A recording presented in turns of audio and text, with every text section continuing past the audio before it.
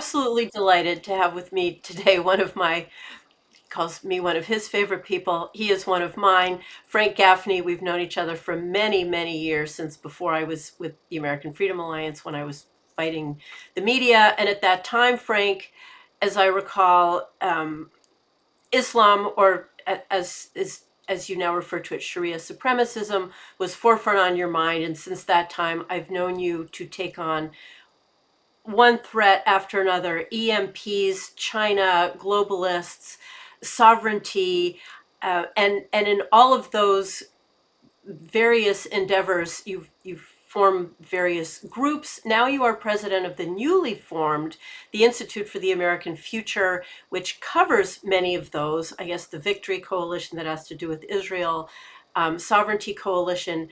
Um, can you tell us a little bit about how the Institute came about, and the various threats that you believe we are facing, and which of those are the most existentially crucial to us? Sure. Well, Karen, first of all, thank you for having me. Thank you for bringing your considerable talents to bear on a podcast. It's vital, I think, that you have your own voice amplified as much as possible, and to the extent that you can make that available to some of your friends too. It's all to the good, I think. Thank you. Well, just a little bit of background. I had the privilege of serving a long time ago in Ronald Reagan's Pentagon for about 4 years as a Deputy Assistant Secretary of Defense, and then was nominated to become an Assistant Secretary of Defense. And I served in that capacity on an acting basis for about 7 months. And I remembered very vividly looking around in those last 7 or 8 months and realizing that a lot of the people that I had worked with in the course of the first 4 years had gone on to other things. They'd left the administration, where they'd been involved in the Defense Department or the NSC or the State Department or the intelligence community, whatever, to go work, make money, go to academia, go to the media, whatever they did. And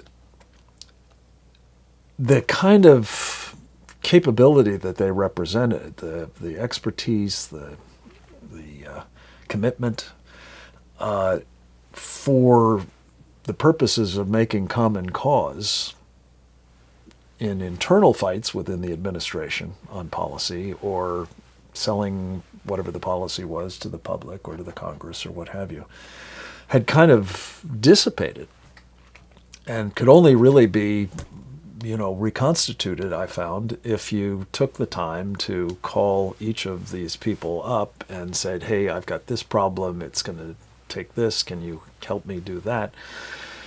And there just wasn't time in the day to do that in that job. So I thought to myself, gosh, there's got to be some place where with a single phone call you could pull in what I came to call the special forces in the war of ideas. And when I first left the Pentagon, I sort of set about trying to find the Holy Grail, some place that did all that, and I just didn't. So I started it. I called it the Center for Security Policy. And I ran that for about, on and off, 37 years or so. And during much of that time, we did exactly what you described. Not, think tankery. Mm-hmm. I thought there were plenty of those, and another one wasn't needed. But to create these sort of cohorts that could be used by good people in government to help advance the cause of freedom in various ways on various topics. And you'd tailor the group to provide the kind of like Ocean's 11, the safe cracker and the pipe fitter and the acrobat and all that, to do the job, the special forces mission kind Right. of model. And I found that, unfortunately, during most of those 37 years, there were a lot fewer good people in government to work with than you'd like. So we wound up spending most of the time sort of outside of government, the outside game, if you will, Mm-hmm. agitating for sound policies and putting together those teams to do that. But with the advent of the Trump administration, we actually do have good people in government to work with, lots of them, in fact. So as it happens, I left the Center for Security Policy at the end of September of last year and have started up at the beginning of this year with my friend Rod Martin, our chairman of our board, this new Institute for the American Future. And we've pulled in some good people like yourself as a senior fellow of the Institute, for which I'm very grateful, to work these kinds of problems. So we have 5 coalitions, to be precise, that we are actively trying to amplify and support and otherwise enable. You mentioned a couple of them. The Committee on the Present Danger of China, Right. to work the Chinese Communist Party problem. The Sovereignty Coalition, to work the globalist problem. The Victory Coalition, to work, yes, on Israel, but basically to work what I call the Sharia Supremacist problem, because they're after Israel, to be sure, but the jihadis, or Sharia Supremacists, if you will, are after us as well. An organization that we put together, not an organization, but a tiger team, if you will, called Save America's Military, that was initially focused on trying to contend with and root out the woke, if you will, cultural Marxist, more accurately, agenda in the Pentagon under the Biden team. That seems to be more or less in hand, so we're sort of focusing on other things that need to be done to make America's military great again. And then finally, we have one that's near and dear to my heart called Save the Persecuted Christians, which is really, when you properly understand the problem, aimed at the spiritual warfare that we now are being subjected to. Judeo-Christian civilization under assault, in other words, and what we need to do about that. So we provide, I think, good people in government, allies on the outside.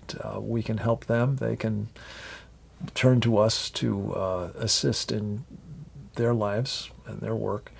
And it's an extraordinarily exciting time to be in that business. Isn't it though? It really is a remarkably exciting time, especially since November 5th in particular. And as you describe these 5, I'm thinking this is why we're so well aligned, Frank, because the American Freedom Alliance is about preserving, defending Western civilization, the Judeo-Christian values that underpin it, and all the tenets of freedom, and all 5 that you just described, all of your coalitions under your more major coalition of the Institute, each is one of the thrusts or facets of the fight against Western civilization, against persecuted Christians, of course, China, of course, Sharia, of course, the military. How do you weaken your enemy? You take down their military every way you can. And I know I missed one, the globalists The Sovereignty Coalition. with the Yeah. Sovereignty Coalition, Globalists. and we held a conference on the globalist puppet masters, and then when we pivoted to China, of course, you and I were just the best of allies through the event that we did, World War III, World War Z, and then the roadshow. And I remember thinking at the time of doing the roadshow, and we had this conversation, the American Freedom Alliance really, we do all these in-person events. They're a big show. We have multiple speakers. We try to get an audience. But I remember thinking, you were doing weekly, and still are doing weekly webinars that are so powerful and so potent, and they're honestly must watches for anyone interested in these threats. And thinking, what you bring so much value. Is there value to the in-person meetings? And you were very clear about, absolutely, yes, there's much to be said. Well, let me just say to this point, I think what the American Freedom Alliance does under your leadership is incalculably important. You mean you really are, in your own right, a thought leader, but you are extremely formidable in helping pull together thought leaders. And my only issue about in-person meetings is that you need to reach a larger audience. And what you've done in our roadshow, and I think with all of your programs, is take the video and make those Yes. accessible to people who weren't in the room. And Yeah. the combination of the two is, as I say, incalculably Well, important. And thank you. so thank you for your compliments to what we do to help you do what you do, and vice versa. Well, I think I think both are great. Um, because what you do with the webinars is every week it's a topic. You can't do that kind of thing in person, but every week is a very focused topic with And by the way, let me just say, those are all available for free. I mean, the ones I think you're referring to yes. that we do every week are these Committee on the Present Danger China webinars. PresentDangerChina.org is where you can find them.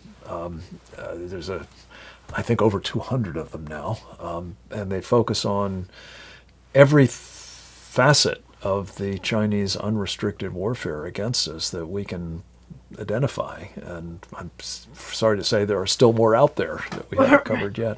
Well, and that's really kind of the point is if every week you can do one on a new topic, which you do, obviously the threat is so multifaceted, at least 200 plus counting facets. So I highly recommend them. And when we were putting together the roadshow and when I put together much of what I do, it is your experts, the experts of the Committee on the Present Danger China, from whom I draw. Um, Nearly all at some point have participated in our events. Just maybe this is the perfect time to mention from those webinars, you wrote a book. Yes, let me hold it up. It's called The Indictment: Prosecuting the Chinese Communist Party and Friends for Crimes Against China, America, and the World. The first, I'm very proud to say, of Steve Bannon's War Room imprint, and almost 2 years old now, but I think still very current. The problem with it, I confess, is that we drew upon, I think, the first 70 or so of those webinars, and as we just were saying, there's about 130 more that we've done in the meantime, but we should be pulling out, so maybe there's another edition coming. But the main thing about this, Karen, is, and it's so timely that we're having this conversation, because Donald Trump did something extraordinary at the end of February, which is he issued what he calls a National Security Presidential Memorandum, unveiling an initiative that is extremely near and dear to our heart at the Committee on the Present Danger China, of which, of course, you are an important member, and a focus of effort for us from the inception of the organization, which was back, I guess, 6 years ago now. Namely, the fact that whatever the various lines of attack of the Chinese Communist Party against us, or against, Judeo-Christian civilization, or the West, however you want to characterize it, we're underwriting it. Yeah. American investors have been induced by Wall Street to follow what might be called a China first investment policy.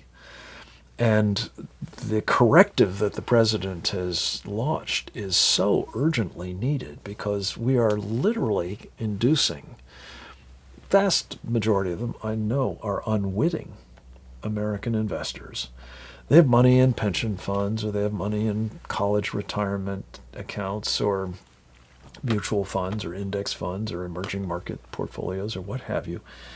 And unbeknownst to them, their money is going into not just the Chinese Communist Party's coffers, but in some cases into companies that are building weapons for the People's Liberation Army that are intended to be used to kill Americans. Some of them servicemen and women, yes, but some of them the rest of us as well. And I can't conceive of an American wanting, knowingly, to do that. So this is what has made so insidious what Wall Street's doing, including as we speak, in the aftermath of this presidential memorandum. As you know, Karen, we have 4 of the major investment banks in the United States: Jamie Dimon's J.P. Morgan, Brian Moynihan's Bank of America, Ted Pick's Morgan Stanley, and David Solomon's Goldman Sachs. And I mention the names of the CEOs because they're friends of China. Right. And we need to be, at a minimum, prosecuting them in the court of public opinion. If not for actual criminal activity, which is, I think, underway at the moment through the company they call CATL, C-A-T-L. It's an acronym for Contemporary Amperex Technology Limited, whatever that means. So everybody knows it by the acronym CATL. And these guys, these 4 investment banks run by those 4 individuals, are actively trying to raise $7.7 billion at least, and probably a multiple of that, for a company that the Pentagon has described as a Chinese military company operating in the United States. Now, honestly, Karen, I don't know why there's a single one of them, but there's at least 66 on this list, as I recall, and more that aren't on the list. And they're here, and they're raising money, and they're doing mischief in our country. But CATL is also, according to the chairman of the House Select Committee on the CCP, John Molinar, and the chairman of the Homeland Security Committee, Mark Green, and the then vice chairman of the Senate Intelligence Committee, now Secretary of State, Marco Rubio. CATL is also a company that is engaged in exploiting slave labor. So for all these reasons, Americans shouldn't have these guys in portfolio, let alone helping raise funds for them. And yet they are. The Wall Street mavens are. And so I just wanted to say, our mission is to try to light this sort of thing up, to commend President Trump for his alternative approach, much needed, America First investing, and to condemn and, if possible, prosecute the people who are, I believe, treasonously seeking to enrich and enable and empower and embolden our mortal enemy, the Chinese Communist Party. It is absolutely stunning to me. You came up through the Cold War with the Soviet Union, as did I. The idea of this happening with a corporation, a militarily related corporation from the Soviet Union, doing this exact same kind of thing at that time was illegal. It was treasonous. I remember we shipped some computer stuff from the U.S. to the U.K. For an exercise we were doing, and there happened to be deeply embedded in the operating system of one of the computers some encryption means, and everything that we did was hung up because of that. There was a little trap, and anything that could possibly get in the hands of this was the US to the United Kingdom. It was just so innocuous, and yet it was this huge problem. And now compare this to, these people make lithium batteries for weaponry that can be used against us. The president, Submarines, actually, and for your personal specialty during the Cold War, right? right. It's incomprehensible that this is just sort of gliding along, and people, good people, just investing in their retirement portfolios, are winding up could potentially be winding up subsidizing those who are seeking to kill us. And let alone, I mean, to me, one of the important parts of this, as you mentioned, is that this is the slave labor. So even if you don't understand the military threat posed by China, and I think that that's a huge problem, your money is going to slave labor, and, by the way, child labor. Do you think, Frank, that it's a problem of the American people not understanding the problem, or people thinking that they've gotten away with things for so long that the government has no real bite to it? Or how do you think this is actually happening? And yeah, how is this happening? It's incomprehensible to me. Well, I guess your question specifically is how is this still happening? Well, yes, Because it's no longer possible to ignore the reality that the Chinese Communist Party is explicitly at war with the United States. but are I mean, people back in aware? 1999, as you know, Karen, we talked about this a lot on our roadshow. Yes, Two colonels in the People's Liberation Army published this book entitled Unrestricted Warfare. that's correct.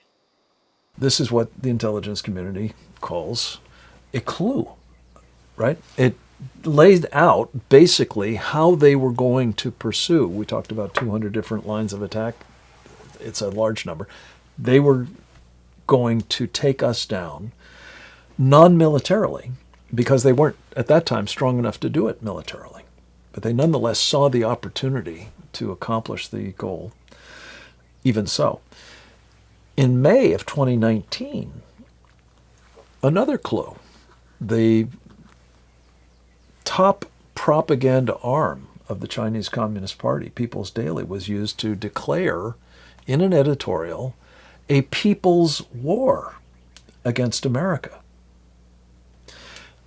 Flash forward another 4 years, I think 2013, if I'm not mistaken, People's Daily's military counterpart actually said what we mean by people's war is total war, total societal war waged against an enemy. So again, we're on notice as to what's going on here. But now I think this has become even more obvious, especially in the aftermath of a COVID biological warfare attack against us that touched every man, woman, and child in America in one way or another. Some of them lost their lives, others lost loved ones, still others lost their jobs or lost income or what have you, as a direct result of the deliberate use of biowarfare, which Tony Fauci and company actually aided and abetted, shockingly, but nonetheless used to kill over 1 million Americans and countless others around the world. So I think the question you're asking is the right one. How could we still be ignoring all of that and still allow money to be put into these kinds of enterprises? And I will just tell you that the answer, which our friend Maria Bartiromo has so helpfully illuminated with Roger Robinson's help, is Wall Street is simply saying, look, as long as it's not illegal, we're going to continue to do this. And interestingly, they're using the JP Morgan, the Bank of America, the Morgan Stanleys, the Goldman Sachs, the, Black Rocks, the Vanguards, the Fidelities, their immense influence and vast lobbying armies to try to make sure that it remains legal to do this insane thing. They're preventing at every turn anybody from enacting a statute that says we're not going to do it. So the closest thing we've got to relief is now this very important memorandum from President Trump. We need it enforced. And just last week, by the way, there was a hearing with Paul Atkins, who's the incoming chairman of the Securities and Exchange Commission. And the question was put to him about cattle, this company, and he seemed to aver that he thought it wasn't probably a good idea for that to go forward. We need to make sure that he is enforcing at the Securities and Exchange Commission the President's America First policy and not the China First policy of Wall Street. And is there something to be said for, I don't know, alerting people that this is where their money can well be going? I mean, this is part of Ria Bartiromo's, with Roger Robinson and your guys' assistance 100%. Um, this notion of underwriting the enemy we're completely not aware. Neither that they're the enemy, nor that we're underwriting them, right? Um, Yeah. how can Look, how do this we is inform? this is all about public awareness. Yes. And yes, going back to what I said at the outset, I'm so excited you're doing this podcast because, among other things, we need all the help we can get bringing this kind of information to the attention of interested parties. And let me just state the obvious. It's not just that the national security is being adversely affected. It's not just that your money might be enabling the brutal repression of the people of China, the Uyghurs, genocide, organ harvesting by Falun Gong, from Falun Gong practitioners, and the like. I'm talking about you possibly losing your investment because the value of whatever it is you're being put into in terms of portfolios is assuredly going to decline if this policy of the president's is promulgated and enforced, to say nothing of if the Chinese Communist Party goes to war with our country. You can just write it off. And I think most of us are not in a position to do that. No, no. So, as you know, this is why you do what you do and why I do what I do. Knowledge is power, and when the information is concealed for various reasons, you are disempowering the American people. And this is, back to the road show and why you do the webinars.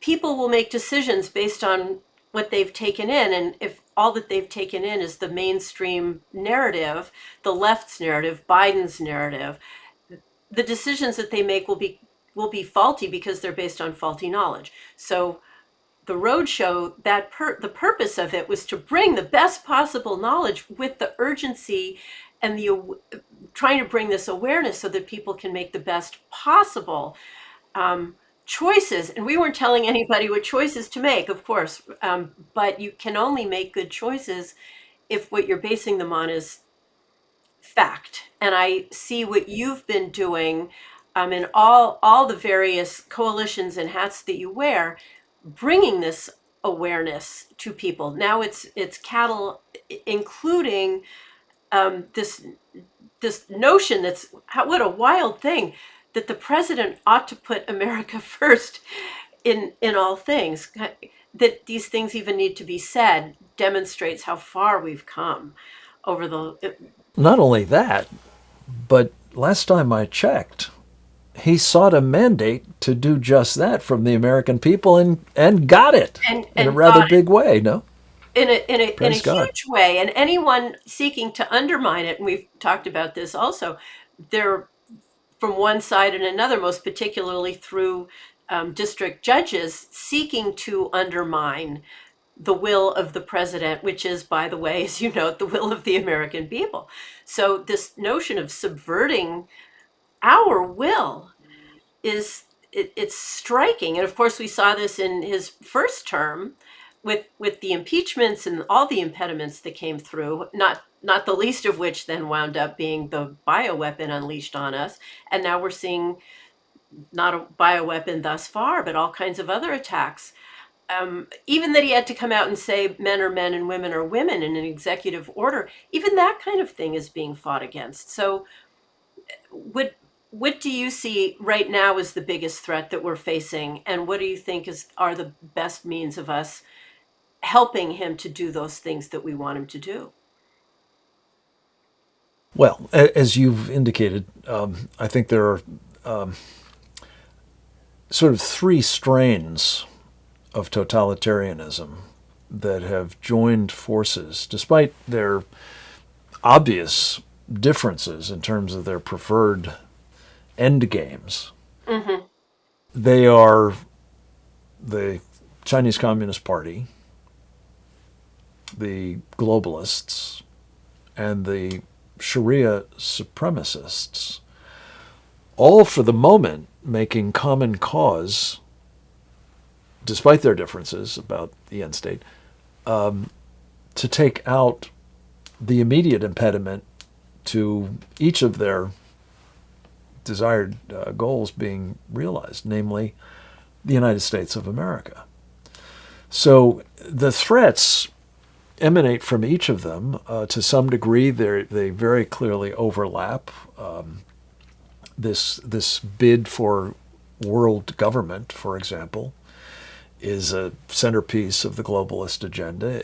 The Chinese Communist Party have that in mind, as well as do the Sharia Supremacists. And again, it's not the same kind of government in each case, obviously, but moving inexorably forward with the idea that there will be institutions put into place whereby they will run every nation on the planet, that Yes. all will be subordinated to their grand design, and most especially that we will be removed from being in the way, gives rise to what I would describe as the greatest threat we face. It's just that it comes in a variety of different flavors and being pursued in different ways. But for the moment, to a considerable degree, with the idea of, getting synergies out of their assault on us.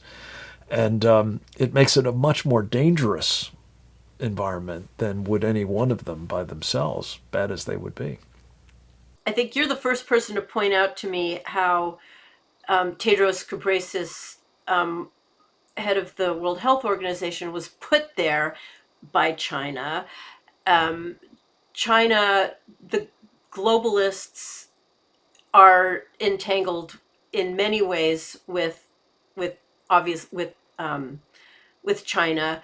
The Sovereignty Coalition has been fighting against these globalist pressures, and and of course the United States is the greatest bulwark against. We are the biggest impediment to globalist government, but sovereignty itself, it seems, each nation taking on its own sovereignty in the face of the globalist pressure seems also to be something that's pretty potent. Are you finding other nations also seeking their own sovereignty, or are they more than willing to just capitulate? A few are, Karen. What I've discovered is that a lot of elites, as they call themselves, in countries all over the world of various kinds, whether they're democratic or whether they're totalitarian or authoritarian or some combination, they have more in common with each other than they do with their own people.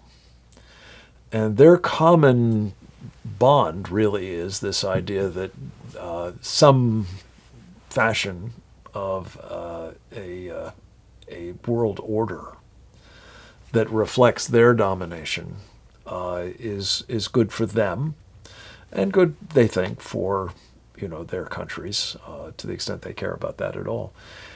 I don't think it is the case that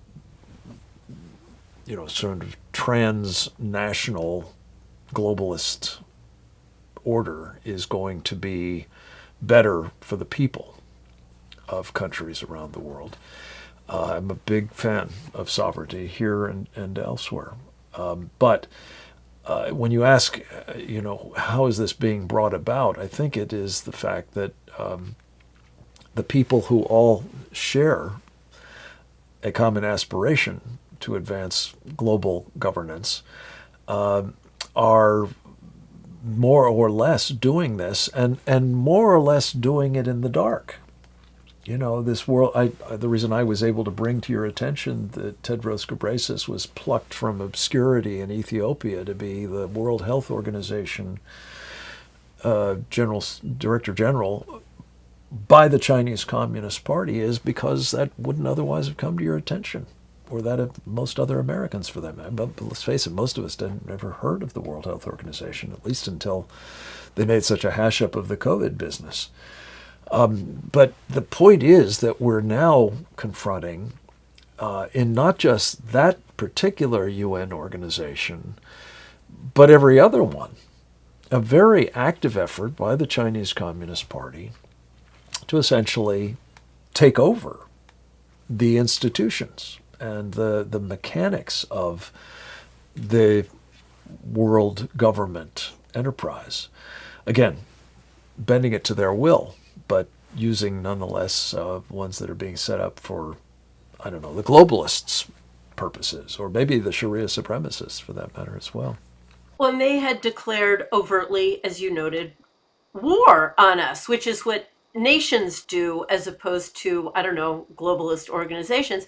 So the Chinese Communist Party declared war on us and uses these other these globalist organizations to actually do much of the work, especially the unrestricted warfare aspects, to such an extent that when we called our roadshow World War III, the early years, a name that Steve Bannon suggested, you said that a better title would be World War G, for the exact reasons that you're talking about.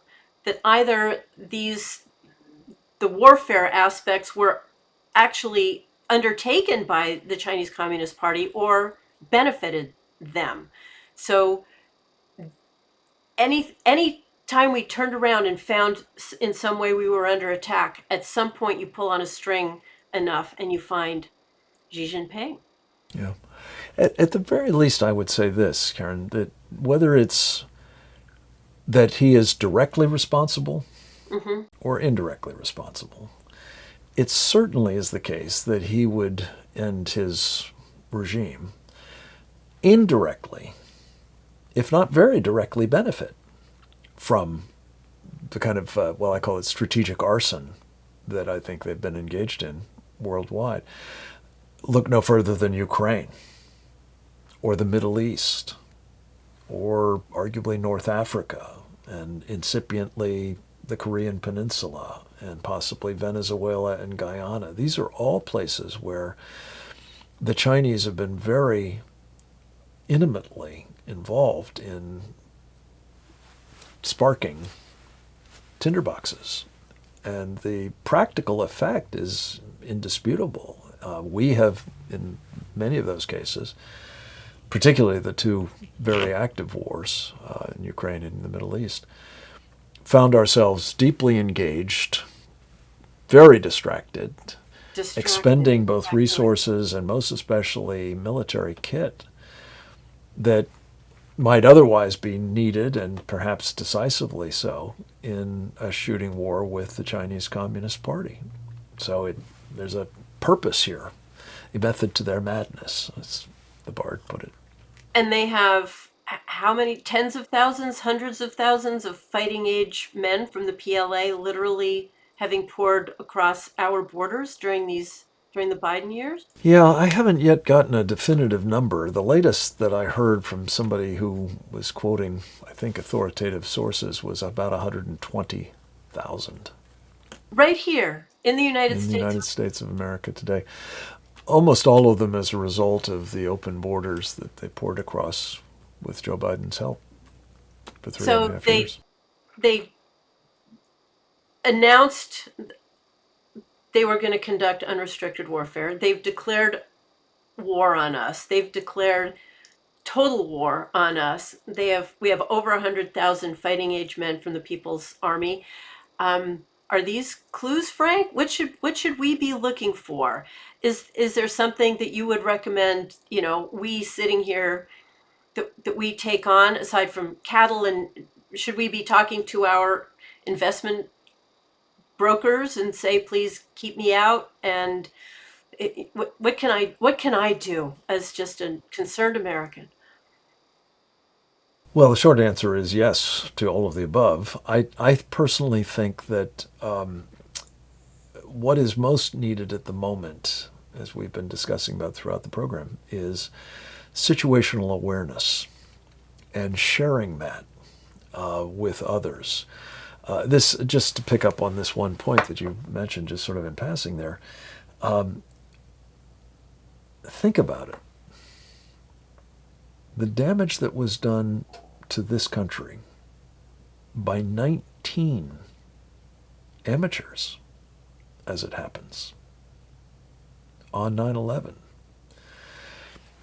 is a point of departure for thinking about what, I don't know, 1,000 or 12,000, to say nothing of 120,000 trained probably mostly special operations personnel from Communist China could do if they were able to run completely amok in our country.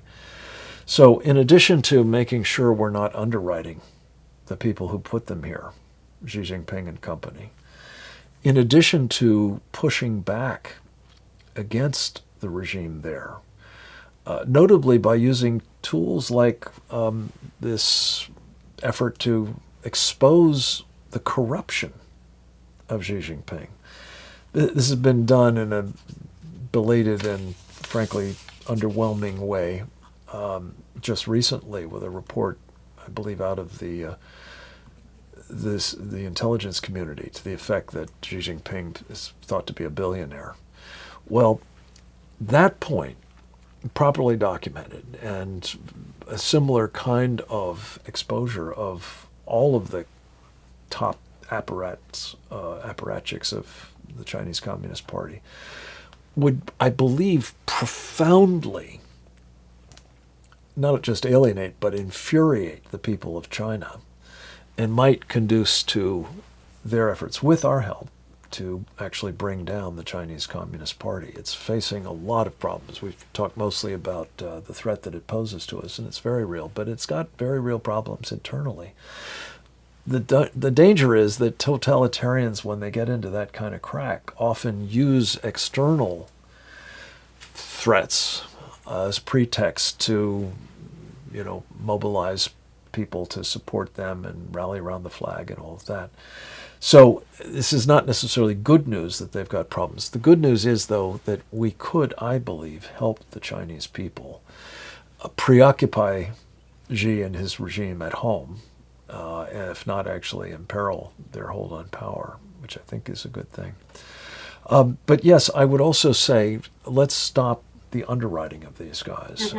And we've got at presentdangerchina.org, the website of the Committee on the Present Danger, up in the upper right-hand corner, I believe, a take action box that would enable you, literally with the click of a mouse, to communicate to President Trump, to your elected representatives in Congress, and to the chairman of the Securities and Exchange Commission, that you want an America First investment policy. You want to stop seeing Americans investing in and propping up and making more dangerous this mortal enemy. I highly recommend people go sign on to that and let your strong opinion be known about America First. And of course, it also helps the people of China, who are under this unbelievably cruel, totalitarian, evil dictatorship. Frank, thank you so much. Before we go, I have one other quick question. Books. One of my obsessions is with books and what people read. Can you point us to one, maybe two, maybe three books that you feel had a big impact on you, or that you recommend we all should be made aware of because they're must reads? Well, there are a couple. I've shamelessly plugged my own, The Indictment, but there are three that I'm very high on that members of our team have recently published. One is called Embracing Communist China by Captain Jim Fennell and Dr. Bradley Thayer.